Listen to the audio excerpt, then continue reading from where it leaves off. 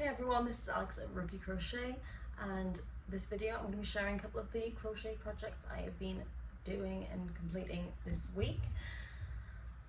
First and foremost, so this is something I am really pleased with. This is made from Hobbi Sultan. Have I got it the right way around? No. This is Hobbi Sultan Deluxe. I have not tied my ends in yet. But this is the Jasmine tea shawl, and I don't remember what the yarn color is, but search Sultan Hobbi Deluxe. Actually, Sultan Hobbi Deluxe Shine. It's got the sparkle through it, though you can get this without the shine. And this has turned out, I'm pretty happy with it. There's definitely a few mistakes in here. It is the first time I've done it. Or anything like this, but I am really overjoyed with this shawl. I've not tied my ends in yet. You know, I'm going on a trip soon-ish, well, in a few weeks. I will probably be doing this on the plane to my destination. But I just fell in love with the colours of this yarn. Talked about it before. This is a whole yarn cake. They usually retail at around $38. As I've said in previous videos, Sultan Hobbi can be a little bit on the expensive side, but they often have sales on. Now this is not one of the Hobbi yarns. Sultan is by Cotton Kings, which is kind of Hobbi adjacent, but I think these are pretty exclusive to them. Now this shawl was not designed to be made with these yarn cakes. What it actually suggests is to use the Hobbi Cotton 8/4 fingering weight yarn in a range of colors, so you probably do get more definition, but I did fall in love with the pattern of this shawl, and it was actually quite easy to do. There wasn't too much frogging involved. The problem with this, and I probably should have got one of the yarn cakes out to show you, because I did buy several of these last time. I actually got them all 50% off. It was like their birthday sale. On Tuesdays they do like a live shopping event where it's 40% off. Because it was their birthday, you spent over $150. Yeah, you actually got 50% off. So I didn't only spend, I spent less than $100 because obviously it was 50% off. So leave me alone on that one. But I did buy a few of these umbrella coloured cakes. So the pattern itself, really explanatory, a ton of photos. This is a paid pattern. I am a Plus member, so I get 3 patterns free a month. So this was one of the Plus patterns I used. It is the Jasmine tea shawl. There is a ton of tea shawl patterns, very similar in kind of style, but if this one's a little bit footy for you, there's some plainer ones, or just different shapes. I probably would happily make a few of them because I think they're quite good fun. I actually really like seeing this on. It's not picking up the sparkle too much in this light, but I am going somewhere where having kind of a shawl situation, scarf situation will be quite advantageous, even if it doesn't have to be a particularly heavy one. But as I said, the yarn, the tangles, oh my gosh, the tangles.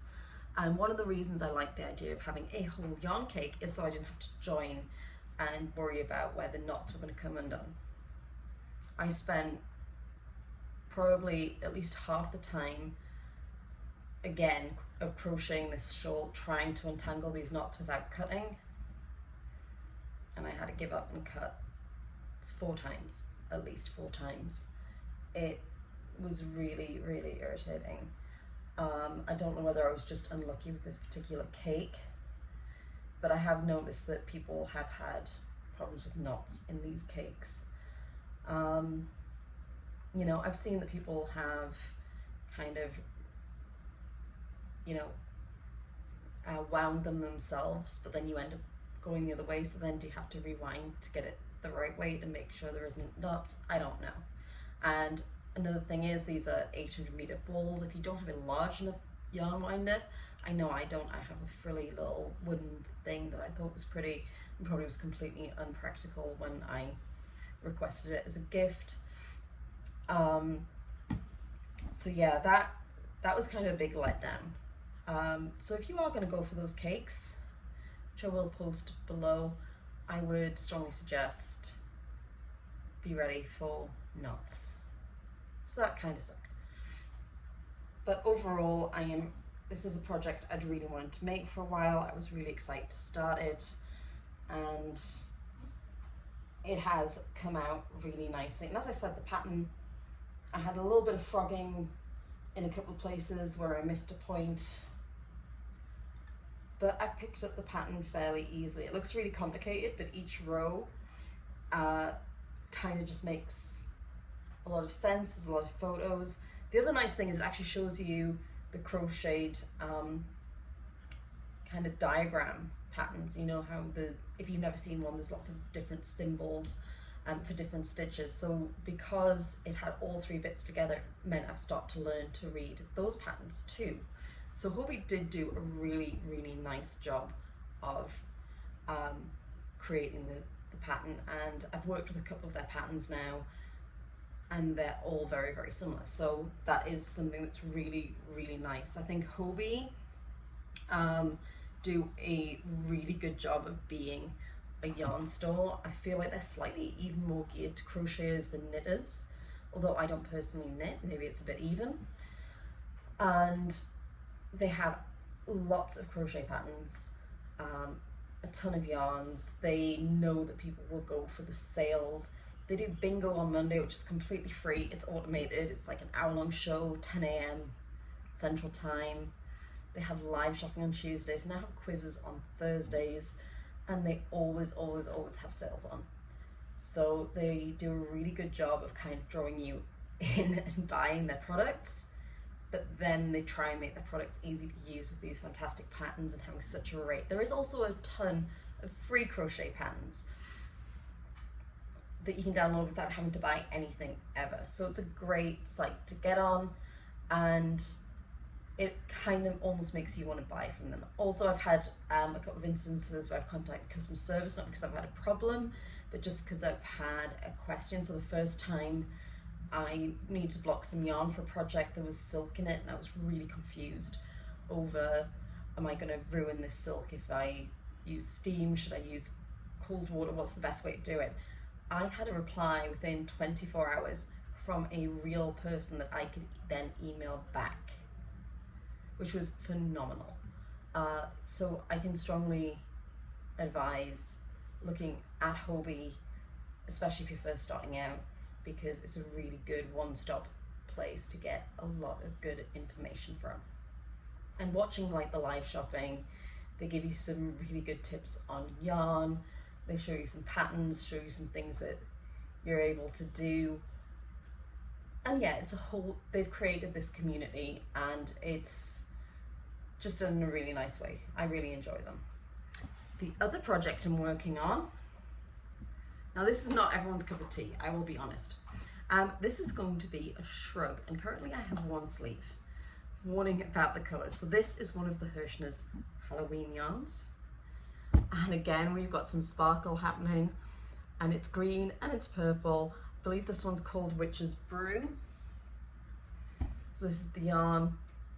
I may or may not get this video up before I post this one, but this is worsted Halloween sparkle yarn, 92% acrylic, 8% polyester, medium weight, size 4, sheen, wash and dry. Is made in China, and yes, it is called Witch's Brew. It'll tell you somewhere here. There you go, Witch's Brew. Yeah, this yarn is incredibly cheap. I thought I got it in the sale for $5.97. It usually retails at like $8.97, but it's been that way for a good few weeks now, because I keep checking their site. It's the only Halloween yarn they produce, although they have a Halloweeny colour in their kind of celebration sparkle yarns which are very similar to these because I bought a few. And it is acrylic, it is a little rough. It's kind of very hardy right now. This sleeve itself really is holding up well. But I think that once I wash this, from what I understand, because it's my first acrylic wearable, it will kind of soften it up and make it a little more pliable. But so far the yarn is very, very easy to work with. And this is another Hobbi pattern. This is the matcha tea shawl. I'm probably not using the best yarn for this. The way that they do it is use their yarn portobello. I'll put a link, I'll post the picture up above of the shawl itself. This is covered in dog hairs, sorry. I have pugs. They constantly just emit pug glitter, as we call it. But yes, this has been really easy to work up. The yarn is really nice to work with and very easy. I think this is a great yarn for a beginner, and definitely if you are a little bit Halloweeny, I think this is really fun and funky. This is just going to kind of be a nice little winter throw on, a little shruggy. And I am using, if I pull this out, my Furls crochet hook. This is the first time I've used a Furls. I don't hate it. I'm not sure I love it yet. The shape is nice. I would like this to, I don't feel these glide as nicely as the Clover Amour ones, but it is very, very, very pretty. I will say it is made nicely, and I love how inline that tip is. Can I get it on the, there we go.